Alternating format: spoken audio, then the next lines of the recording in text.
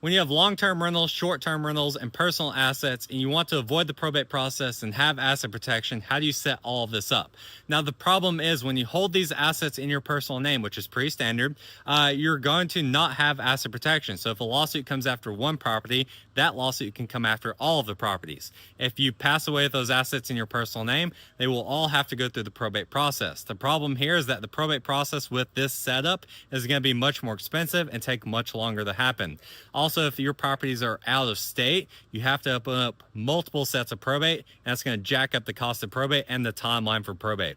And so to set up asset protection between them, we have a couple different options on how we can do this. One, you're going to set up LLCs for those rental properties. So you have an LLC for the long-term rentals, you have an LLC for the short-term rentals, because they have different operations inside of them, different liabilities, different income types coming in, etc.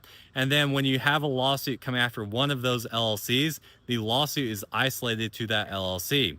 The problem here is that you still own these LLC memberships in your personal name. So how do we set up these assets so the LLCs and your personal property to avoid the probate process and have asset protection from each other and from any liabilities that you may have for your personal guarantees for the businesses?